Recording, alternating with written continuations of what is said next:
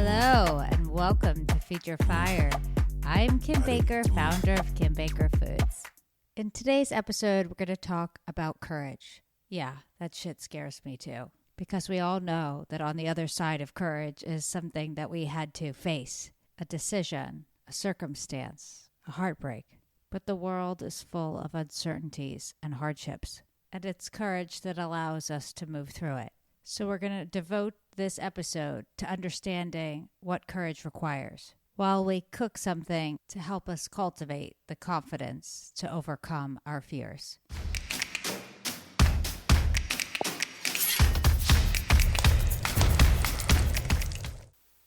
In language, we use words like boldness, courage, bravery, daringness, kind of interchangeably. But the truth is that courage is in a league of its own. Most of the time, courage is unsolicited. We don't want to be courageous. We just sometimes have to be. It's about survival, not sport. And it's about purpose, not pleasure. And that's a huge distinction as we have this conversation. In our minds, courage may look like a lion, but it's often a quiet, even intimate experience. And what we're fighting might not even be visible to others. We fight for our health, our authenticity, our relationships, our futures, our homes, and our communities.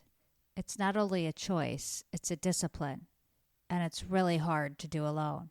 The reason all public fights have an audience is not just for spectacle. It's so that you could have people in your corner, feeding you energy, keeping you motivated, and reminding you of your why. And so to those of you facing an obstacle that requires courage, we're here, we see you in the arena, and we're cheering you on. Courage is kind of an intermediary to a fear response. It doesn't bypass it. So unfortunately, we've got to go through that fearful experience. We have that physiological stress response. And no matter whether your default setting is fight, flight, freeze, or fawn, courage requires us to get in that fighting posture. And what's interesting about the fight response over the others is that it requires we have at least some semblance of a belief that we can beat what we're fighting. Our body requires that belief, and our bodies know when we're telling the truth. So to stay in fight mode, we need to trip that system. We need to give ourselves the space to believe, to open our mind to the possibility of a positive outcome, no matter what the probability. That belief forms the backbone of hope, and it could be made from information, resources, community, whatever grounds you in a sense of possibility, or it can be based on faith. And when that spark of hope is paired with your conviction, you, my friend, have just created the alchemy of courage. One of the most wonderful, liberating things about courage is that it doesn't need to be refined or sophisticated, shiny or polished. It's inherently rough around the edges. And that's what we love about it. It's scrappy. It's the underdog. And everyone loves the underdog. It's not Jeff Bezos flying into space. It's Rocky Balboa fighting for his family and his dignity. So as I was translating this to the kitchen, I did a little research on what people are afraid of in the kitchen. And as it turns out, unbeknownst to me, there's a ton of stuff that people are afraid of. Some people are afraid of cheese. That's called turophobia. And apparently 1 in 4 Americans are intimidated to cook in their own kitchens. They're afraid of messing up and failing, not having the technical skills to navigate the equipment, and they're afraid of things that are unfamiliar. International food is one that comes up highest on the list. So that's what we're going to focus on. We're going to make pad see ew, which is a sister noodle dish to pad thai. And I picked this because its ingredients are more accessible in a regular grocery store. Now, I am by no means a Thai food authority. In fact, I've messed up many times preparing certain Thai foods, but I've learned a lot along the way. And that's the thing about having a companion.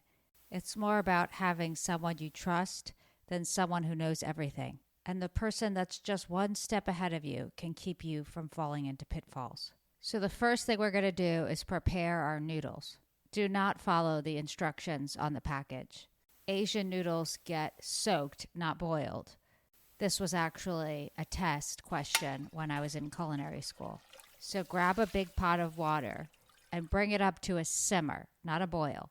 You'll know it's simmering when there's steam coming off of it. Now we're going to put in a wide, flat rice noodle, or the closest rice noodle that you can find. I'm using about a half a pound of these noodles, which will make 3 to 4 servings. While that's soaking, I'm going to marinate my protein. I'm using beef because that's my son's favorite, but you can use chicken, shrimp, tofu, whatever you prefer. I picked up a small flank steak that I'm just going to slice thinly, and then I'm going to put it into a Ziploc bag with some soy sauce and a little bit of maple syrup. And I'm going to let that marinate until I'm ready. Now we're going to make the sauce. In a small bowl, I want you to add about a quarter cup of oyster sauce. And then I want you to add about 2 tablespoons of your regular soy sauce. I learned a lot about soy sauce in the Asian market. There's like an entire aisle devoted to soy sauces of all different kinds from all different countries.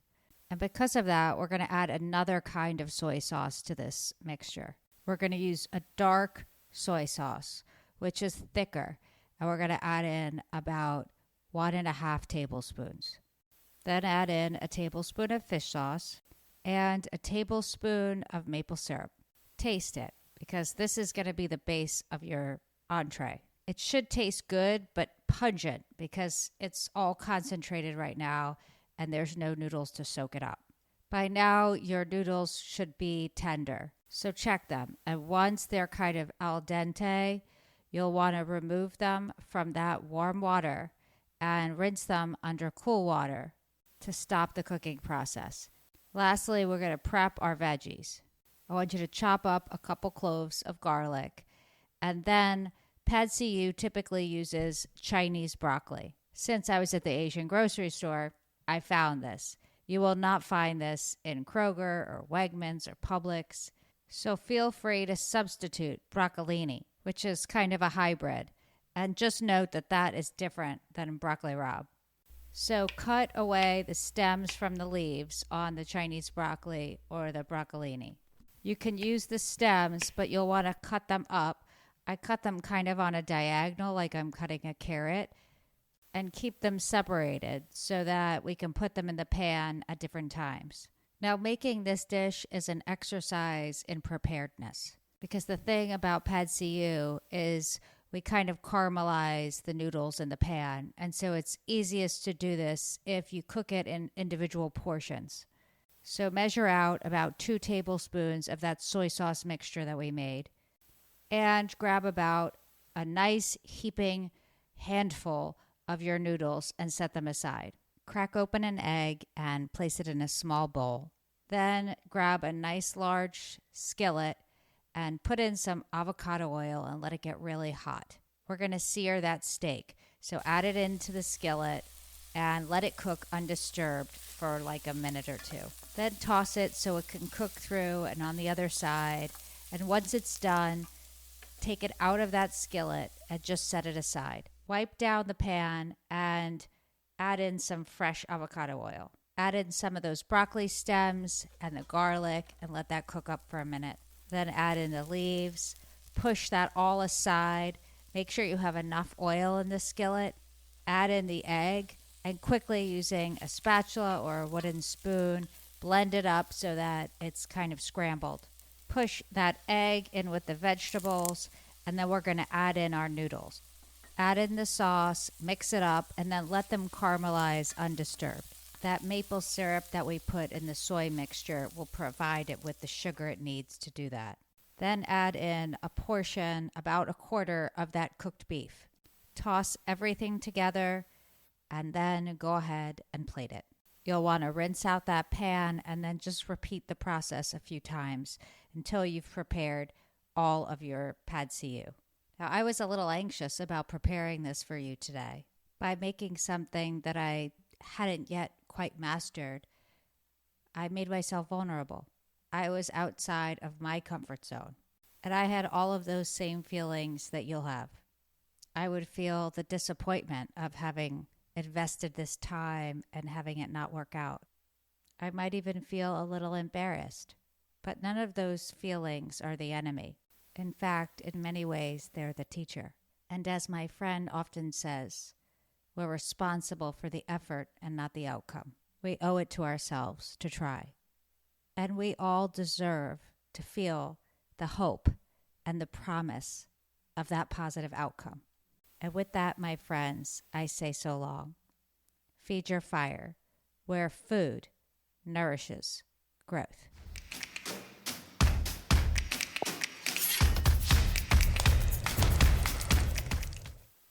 Feed Your Fire is sponsored by Kasari Consulting, where insight meets innovation. That's KASARI Consulting.com.